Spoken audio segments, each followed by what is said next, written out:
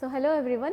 In the previous class we have discussed what was the Rutherford experiment about.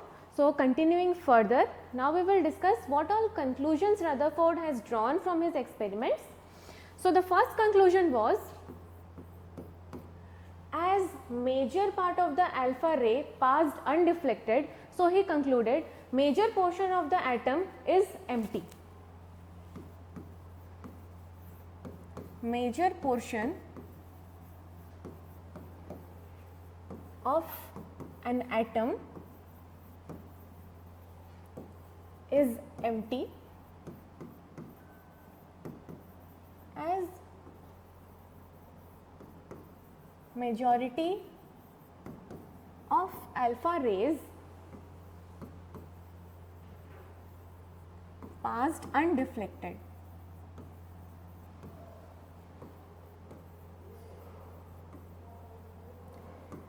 Secondly, he concluded that as very few of the rays made small angles, like they were deflected by small angles, so Rutherford concluded that these rays might have come across in contact with some positive charge, as alpha rays are positive in themselves. So, if they come in contact with any positive charge in their vicinity, they will tend to repel each other, and that is why majority of the alpha rays passed they deflected back, although very small angle, but he concluded that very few alpha rays deflected through small angles,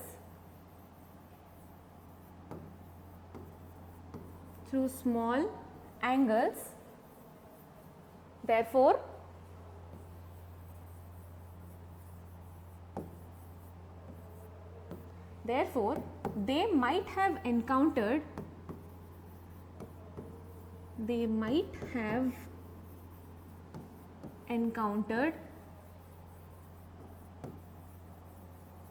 some positive charge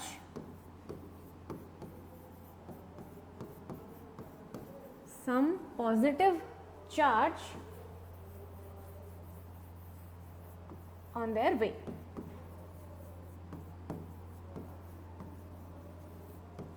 Next, he concluded that again very few particles, they made like larger deflection greater than 90 degree. So, what conclusion he drew from that? As major portion, very few alpha rays suffered deflections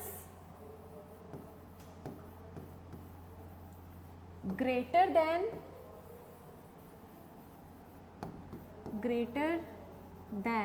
90 degrees, and alpha particles are heavier in themselves. Okay, alpha particles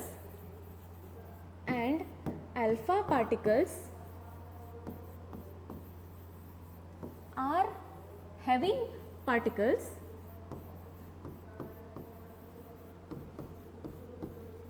so there must be something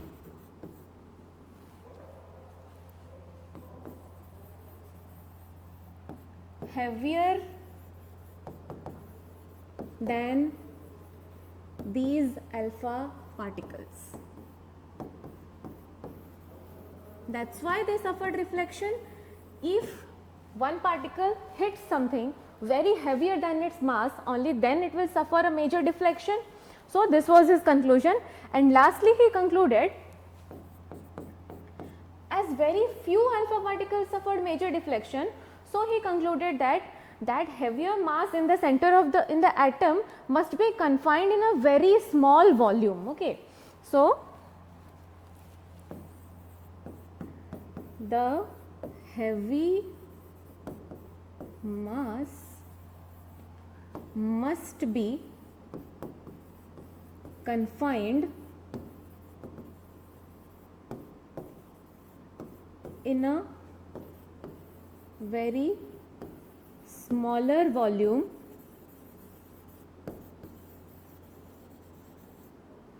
smaller volume in the atom. Okay, and Rutherford was the first one who named the concept of nucleus.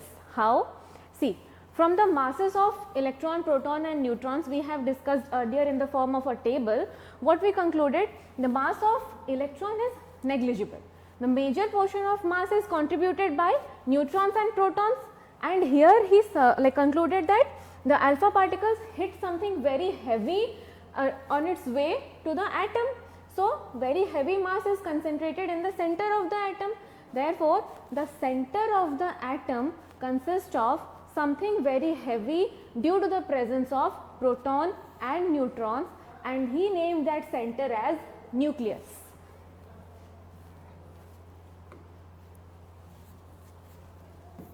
Nucleus. What according to him was the nucleus? The center of the atom where entire mass of the atom is confined. Okay.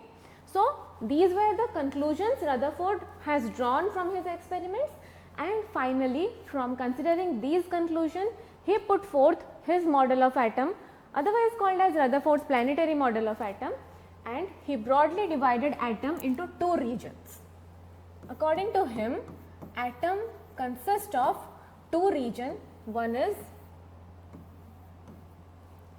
the nuclear part,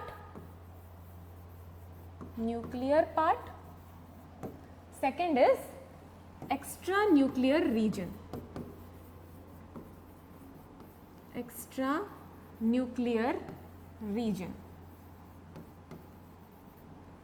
Okay. So, according to Rutherford, the entire mass of the atom is concentrated in the nuclear part. So, the nuclear part is small in volume, constitutes of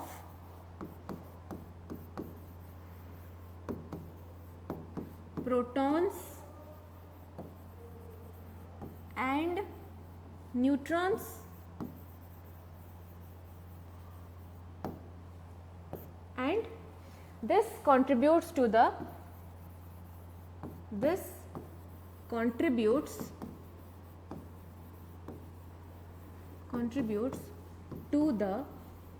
entire mass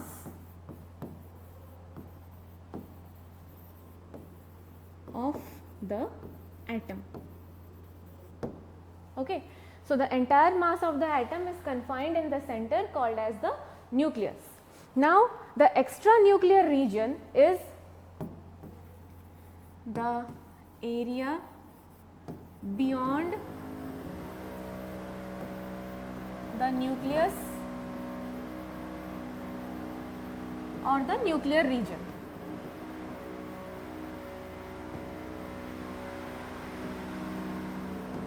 And we know an atom is electrically neutral.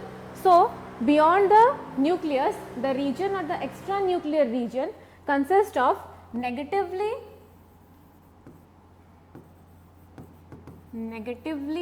charged electrons, and we know, okay, if center is positive, electrons are surrounded by electrons are revolving around the center of the atom, which is positively charged, otherwise called as the nucleus. So, there must be some attraction between the positive and negative charge.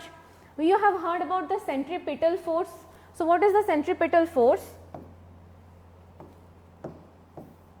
Basically, centripetal force is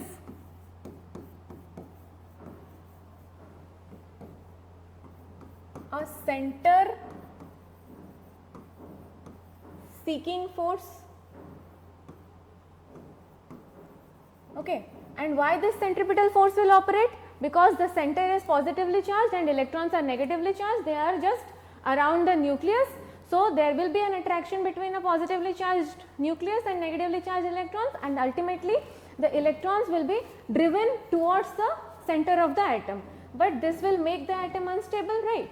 So, in order to describe the neutrality of the atom, what Rutherford suggested that the electrons revolve around the electrons revolve around the nucleus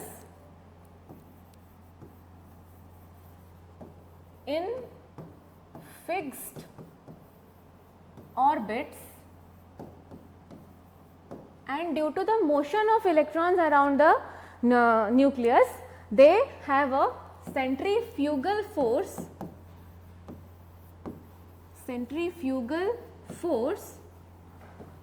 to balance the force of attraction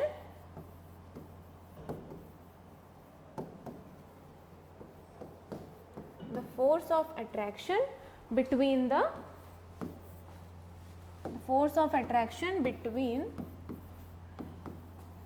the electrons and nucleus. So, according to Rutherford, the electrons are revolving around the nucleus in a fixed orbit, and that motion pertains to the centrifugal force, which is kind of an opposing force to that of the attractive force. So, as a result, an opposite direction the force will be acting, and hence the nucleus the electrons will be revolving around the nucleus in fixed orbit. They won't be attracted towards, or no, they won't be driven towards the center. Okay, so this was the entire proposal of Rutherford's model. So, if we try to sum up the entire Rutherford model in a diagram, we can draw it as,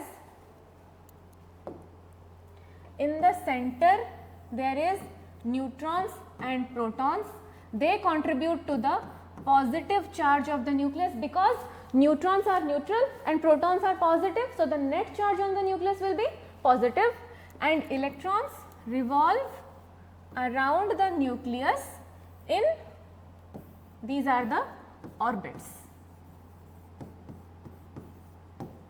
This is the nucleus, and here electrons will be present. They will be basically revolving around this positively charged nucleus. So, children, is it appearing similar to that of the solar system?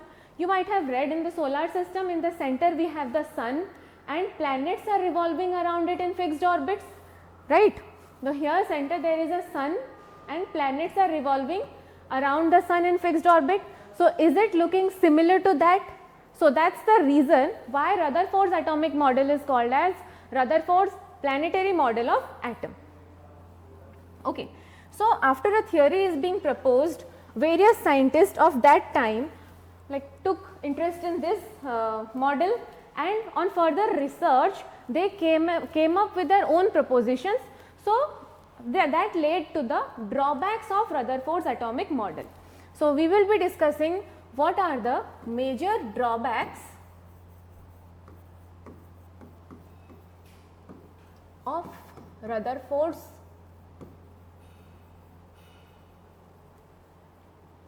atomic model. So, the first one is, the first and very famous drawback of Rutherford's atomic model is, it was unable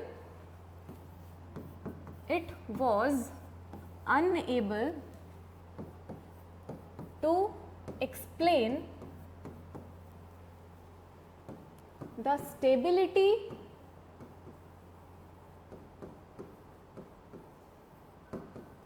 of the atom. How? Rutherford put forward a model where he said, in the center nucleus is there, it is positively charged, electrons are revolving around the nucleus. So, basically positive and negative charge, they both counter each other, and atom is electrically neutral. That was the model, but how it was not able to explain the neutrality of the, or the stability of the atom? See, basically Rutherford gave an analogy between the similarity of atomic orbital or atomic model and solar system, right. But if you consider, the planet as well as the sun in the center are all neutral, but here we are dealing with a positive charge and a negative charge. Okay, the positive charge confined at the center and the negative charge revolving around it. So, according to Maxwell's electromagnetic theory, Maxwell's electromagnetic magnetic theory, what Maxwell suggested is, if any charged particle like that of electron revolves around another charged particle like that of proton, then due to their motion or due to their circular motion, because in each instant it is changing its direction, right. So, due to its change in direction, it will undergo acceleration, and due to that acceleration there will be loss of energy. So, if we compare it to the model of atom, if electron is continuously revolving around a positively charged nucleus, then due to its motion it will undergo acceleration, and due to that it will lose some amount of energy in each instant. So, what will happen? Gradually, if the electron is moving around the positively charged nucleus, gradually after losing electron, each time it will shorten its orbit, and a time will come when the electron will fall into the nucleus. Yes, if each time it is losing some energy, then it will gradually shorten its orbit, and each time it shorten its orbit, a time will come when the electron will finally fall into the nucleus. What will happen? The entire atomic model will collapse, like the existence of atom will be put to question at that time.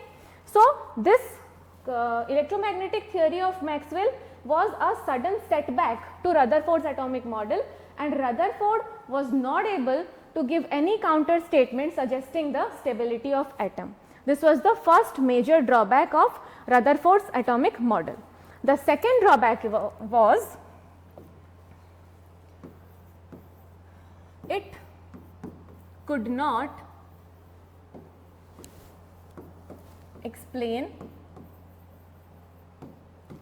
the reason for line spectrum.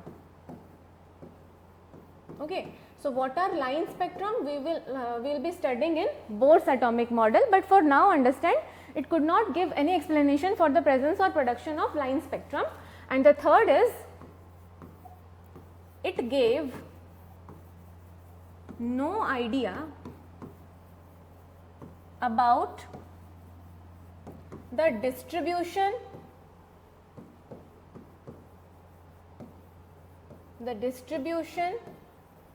and energy of electrons. It did not speak anything about how the electrons are distributed around the atom and what are the energies of the electrons. So, these are certain drawbacks of Rutherford's atomic model, due to which it lost its acceptance. So, moving ahead, so now we have electron, proton and neutrons. We know the charge and mass of electron, proton and neutron. We have to some extent the model of atom ready before us. So, there came the concept of atomic number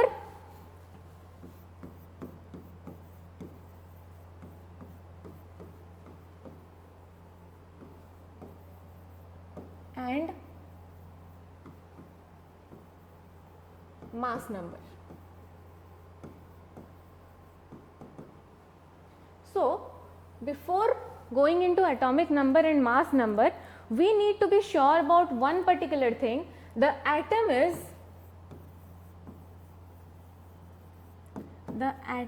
is electrically neutral. The atom is electrically neutral. So, in order to the atom to be neutral, one thing we have to observe is, okay, the charged particles what we are having, electrons and protons, because neutron is having 0 charge, electron is negative, proton is positive, as we have dealt earlier. So, these electrons will contribute to the negative charge of the atom and protons will contribute towards the positive charge of the atom, but we know the atom is electrically neutral. So, for an atom to be neutral, the number of electron has to be equal to the number of protons. So, for any atom, number of electrons is equal to number of protons, and this number of electrons and number of proton is called as the atomic number of an element.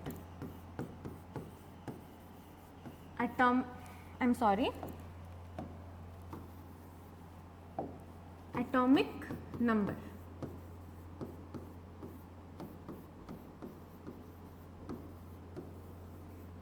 Okay. Now, if we consider mass, the mass of electron was highly negligible, very small if we consider the mass of proton and neutron. In comparison to them, the mass of electron is highly negligible. So, the mass of the atom will be mostly due to the presence of protons as well as neutrons. So, total mass of the atom,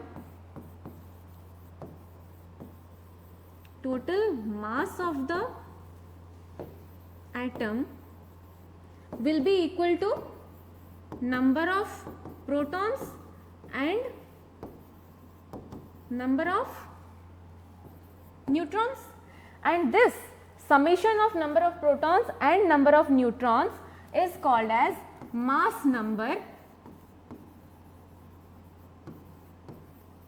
of an element, and atomic number is represented by the letter Z and mass number is represented by the letter A. So, when you look at the periodic table, suppose you have an element X, you have a certain number written here, let us say it is Z, and a certain number written here, let us say A. So, for this element X, Z is the atomic number and A is the mass number. And what all information you can get from these atomic number and mass number? From the atomic number, you can get information about number of electrons and number of protons present in the atom, and from the mass number, you can get information about number of neutrons present in that atom. Okay. And sometimes mass number and atomic mass are used alternatively in most of the cases, but the only difference between them is mass number is always a whole number, but atomic mass is not always, or mostly it is not a whole number, rather it is a decimal number. But for calculation we can use it alternatively, it is okay.